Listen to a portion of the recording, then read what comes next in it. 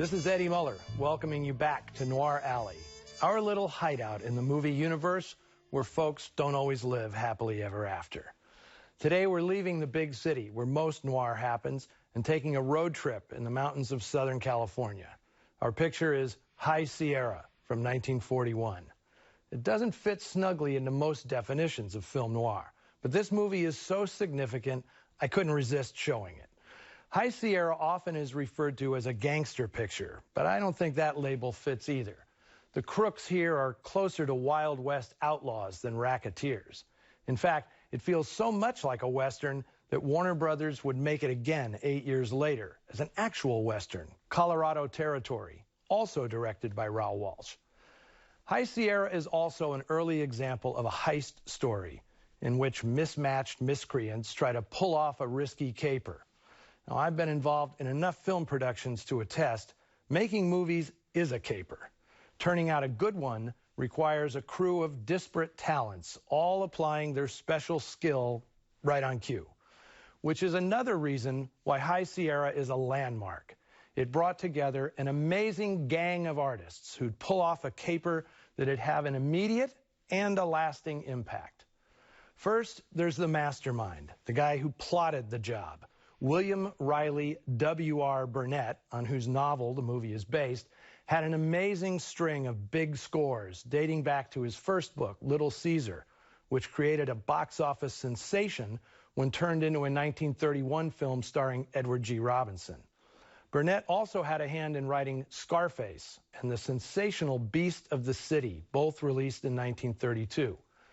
While he was essential to the rise of gangster pictures in the 30s, Burnett also wrote novels and short stories in all genres, most of them instantly turned into films.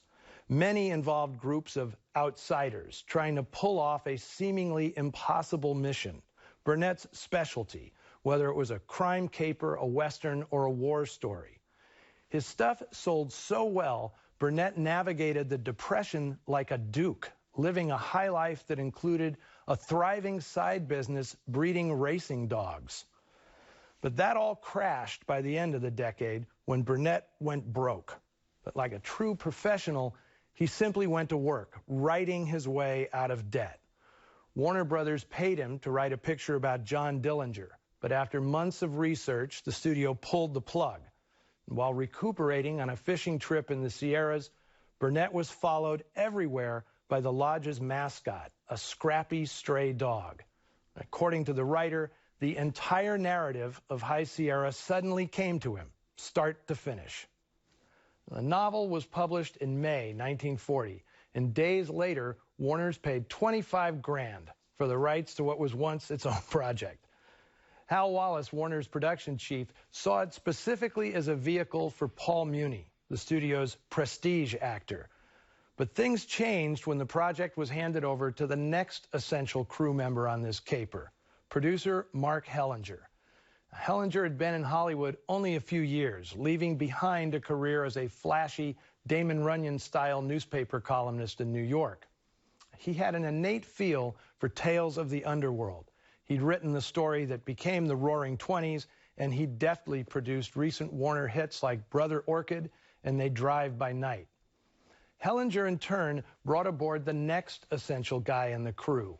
John Huston had written several popular costume dramas for the studio, but he was still mostly known as actor Walter Huston's wild and reckless son. Huston was a big fan of Burnett's books, but didn't think the movies did them justice. In a letter to Hal Wallace, Huston noted that previous Burnett adaptations followed their plot and not their spirit. Take the spirit out of Burnett's books, this strange inevitability that comes from our growing understanding of the characters and the forces that move them, and you've got nothing left but the shell of the story. Well, Paul Muni didn't like John Huston, maybe because at a cocktail party the young writer called him a pompous ass to his face. To assuage Muni, W.R. Burnett himself was hired to work on the script with Huston, leading to a lifelong friendship between the two men. Throughout all this, Hal Wallace was receiving telegrams from an actor in the Warner's stable, Humphrey Bogart, begging for the lead in High Sierra, essentially a romantic version of Duke Mantee, the outlaw he'd played in The Petrified Forest, his breakout role. Now, as luck would have it, Muni tore up his contract 2 weeks before High Sierra was to start filming. He was enraged that the studio had canceled his dream project, a biopic of Beethoven.